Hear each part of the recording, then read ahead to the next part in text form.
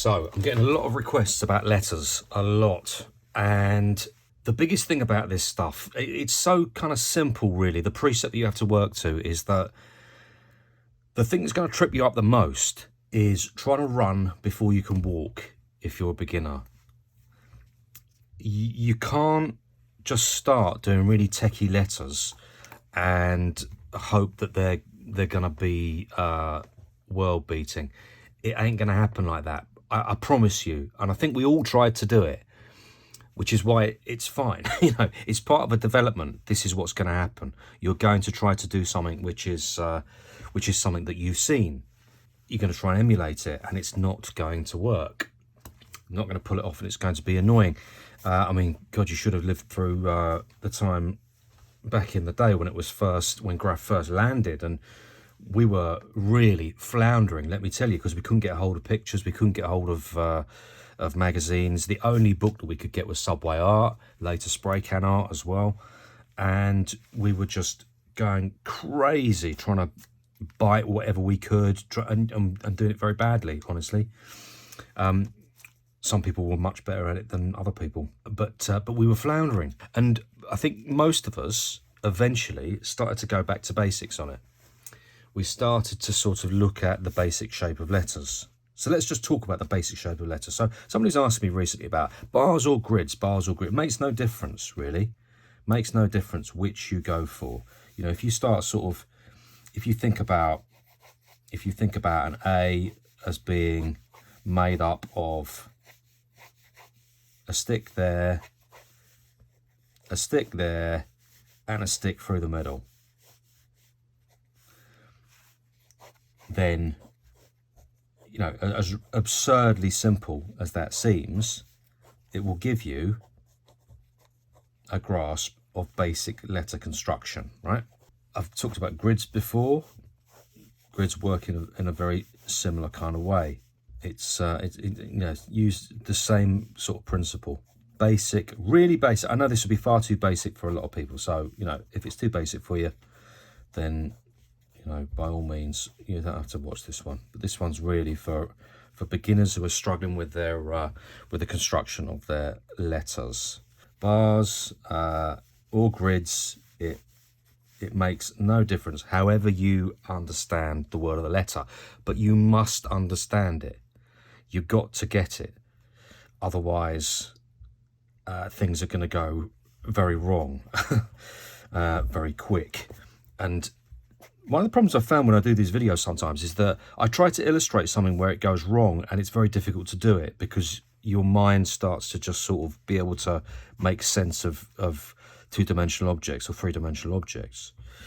So let's look at putting letters together. Now, I got a great query coming recently about putting letters together. How do you put letters together? It was quite specific. It was like, I think he asked me, how do you put, and let me get this right, I think he said, how do you put like two letters together? Like for instance, if we're talking about negative space. There's my grid. Let's do an O. So we fit an O inside that, right? Now, what the O shows you is that there's 5 bits of negative space there that have to be accounted for. There's one there, one there, one there, one there, and one in the middle. Now, the one in the middle I can control sort of nicely because I can make that as small or as big as I like, depending on what I need. I made it about that sort of size. The problem comes when you have to do another,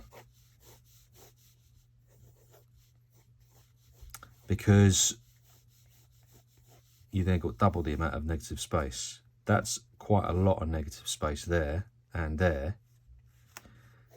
And if you don't want that, then you've got to work out how you're going to deal with that. There's loads of ways to deal with it. And 2 of the biggest ways are using size and shape. So I'll deal with shape first of all. So first of all, what I did, so I had one to do recently. recently? God, no, it wasn't recently. It was ages ago. So I had to put 2 O's together for a name. It was a name commission. So what I did was this. I changed the O to a square. Then the second O, I changed to an even bigger square. So I used size and shape, basically. So in doing so, call it a cheat if you like, but I don't care. I kill all the negative space. Bit of space up there, bit of space down there. But all that is different now. You know, I've slammed those letters together. Now, this also addresses the other question that this fella had, which is how do you put letters together that how would you say it? That align, basically. That, you know, the line is next to each other. This is one of the ways you do it. Now, I'd get rid of that line in there. That's one of the ways that I do it. So I've used size, I've used shape to change the letter structure, and then I just meld them together like that. That's what I do. I'll try and give you another example. Let's think of let's use the most horrible example I can think of. A double I. I can't think where you'd actually get one, but in theory, if you have to put a small case I. Small case I, by the way, lowercase I is often used in graph because they're far more interesting than their counterpart, which is the uppercase. I'll do a little one there so you can see it. You know what one looks like anyway, right? I'm working to grids so you can see how handy grids can be. There you go, there's an uppercase I. You can see why we use the lowercase. It's just a lot more interesting, a lot more appealing. I used an ellipse there. You could use a square one. You can shrink it down. You can elongate it, do anything you like to it. So if I had to put another I next to that, so what I want to avoid really, unless I'm making a feature of it, I want to avoid this, which is essentially just the same thing. Now the thing is, you can make a feature of that. It's not very interesting though, right? Because it's the same letter. It's exactly the same. So now this depends on how the flow goes. So, taking things out of context is always a bit dodgy because that's not the word I'm writing, is it? So imagine this is the end of a... Sorry, no, imagine this is the beginning of a letter. Letter? Word. This is the beginning of a word. I'm not great with words, can you tell? This is the beginning of a name or something. So what I would do to make this work is I would, if I'm going to use the same sort of momentum, the same sort of kinetic energy, I'd make it a bit bigger. That's what I'd do. And again, I'd kill a bit of that line. Meld them two together. So that's one solution. That's one solution. There is another solution, which incorporates... So I've used size there, basically. That's what I've used. I've used size. I could use size again, but I could use a different sort of bit of whatever you want to call it, momentum, kinetic energy. Use different sort of, there you go, different flow on that, like have that. That's not very good. There we go. It's harder doing that that way. Something like that. Do the same there. Kill that bit of line, bring them together. See where I'm going with that? So all I do, I've just lent it the other way. That one's slightly leaning that way. That one's now leaning backwards a bit. Just gives me enough of a variation. And if I was doing, like, let's have a think. If I was, I'm going with the tag off the hop. If I was writing igloo or igloo, I'd do an even bigger G in there, and I'd sort of but I'd sort of, maybe I'd do a thin one there. Sort of like, this could go anywhere. And then what I'd want to do is I'd want to taper it in. Oh, this is quite good because I've got a double O at the end as well. I'd taper it in. Can you see the sort of, can you see the dynamic? I'm just jamming this obviously, but that's the whole point. The whole point is I'm just jamming it so you can see me jamming it as well. This is not pre-arranged. I'm using a sort of, I'm killing the negative space just because that is a preference for me, to kill the negative space.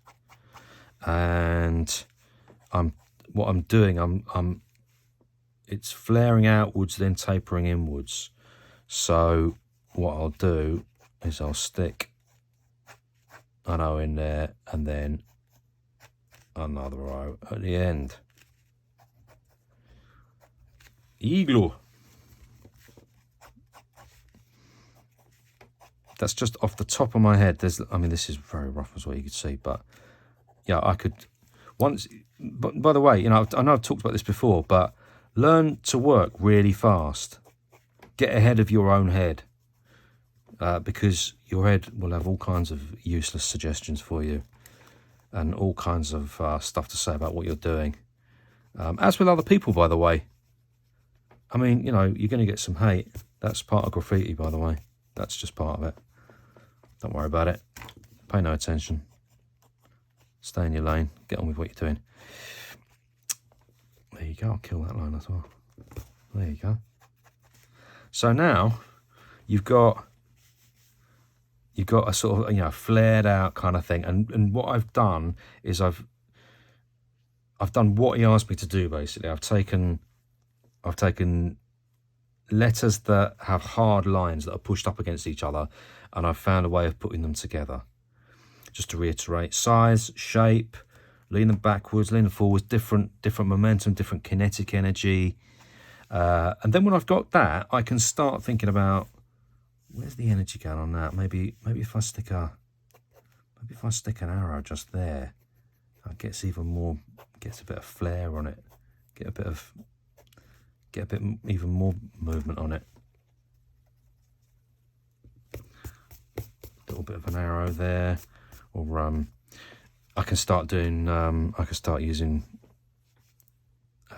bits of serifs on there if I like.